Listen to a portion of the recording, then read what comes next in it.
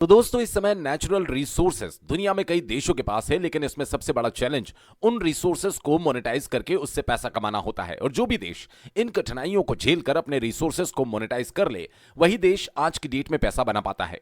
भारत के पास crude oil या natural gas जैसी गोल्डन रिसोर्सेज तो नहीं है, लेकिन कुछ ऐसे एलिमेंट्स हैं जो आज की डेट में काफी महत्वपूर्ण है। इनको कहा जाता है रेयर अर्थ मिनरल्स। इसके अलावा कोबाल्ट, कॉपर, लिथियम, निकल जैसे कुछ और मिनरल्स भी होते हैं जिनको क्रिटिकल मिनरल्स की कैटेगरी में रखा जाता है।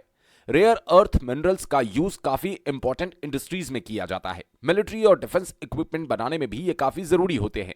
इसके साथ ही इलेक्ट्रॉनिक्स की फील्ड में ये critical elements semiconductors, smartphones, electric vehicle, wind turbine और भी काफी सारी इंपॉर्टेंट टेक्नोलॉजीज में इस्तेमाल होते हैं, जहां पर मैग्नेट्स, लेजर्स और बैटरीज का इस्तेमाल होता है। अभी क्या है कि भारत में इन क्रिटिकल मिनरल्स की काफी कमी चल रही है, जिसकी वजह से भारत हर साल 10 से 12 बिलियन डॉलर के रेयर अर्थ मिनरल्स और क्रिटिकल मिनरल्स दूसरी कंट्रीज से खरीदते हैं, और उसमें भी 90% से ज्यादा हम चाइना से इंपोर्ट करते हैं।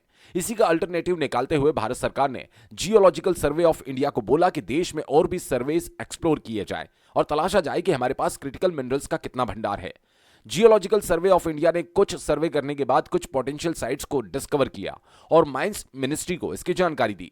अब भारत सरकार को पता चला कि भारत में भी ऐसे काफी सारी साइट्स हैं जहां पर क्रिटिकल मिनरल्स और रेयर अर्थ एलिमेंट्स के पोटेंशियल भंडार पहले से मौजूद हैं। तो भारत सरकार ने बिना समय गंवाए इन सब साइट्स की माइनिंग के लिए टेंडर्स जारी किए।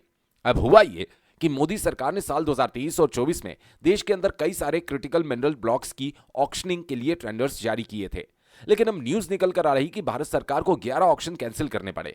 उन 11 ब्लॉक्स में से 4 के लिए तो एक बिड भी नहीं आई थी, यानी कि 0 बिड्स, और बाकी ऑक्शंस को थर्ड और फोर्थ फेज में कैंसिल करना पड़ा, क्योंकि इनमें से 3 से भी कम बीडर्स ने बीड लगाई। इनमें से 2 माइनिंग ब्लॉक्स चाइना के बॉर्डर के पास ठीक अरुणाचल प्रदेश में थे।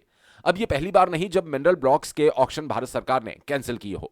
सरकार ने जानकारी दी, उन्होंने ऑनलाइन ई ऑक्शंस में टोटल 48 ब्लॉक्स ऑफर किए थे, और इनमें से केवल 24 ब्लॉक्स ही ऑक्शन हो पाए। बाकी के 24 ब्लॉक्स के लिए ऑक्शन कैंसिल करने पड़े।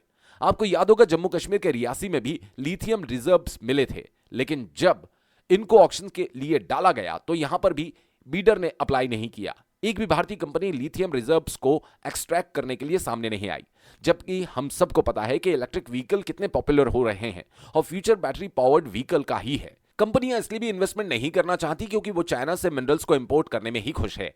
एक ऑर्डर प्लेस करना होता है और आसानी से चाइना से सस्ते प्राइस के रूप में रॉ मटेरियल बैठे बैठे भारत आ जाता है। लेकिन मसला यहां पर है कि इसके कारण भारत के इंपोर्ट्स लगातार बढ़ रहे हैं। ऊपर से चाइना के ऊपर निर्भरता हमारी बढ़ती जा रही है। मुझे आशा है कि भारत सरकार इस प्रॉब्लम को सॉल्व करने का बेहतर प्लान जरूर बनाएगी, क्योंकि अगर देश के अंदर से रॉ मटेरियल सोर्स होगा तो हमारे पास मिनरल्स एक्सपोर्ट करके कई बिलियन डॉलर्स कमाने का मौका आएगा। इस पूरी अपडेट के बारे में आप लोगों की क्या राय है, कमेंट बॉक्स में कमेंट करके जरूर बताएं।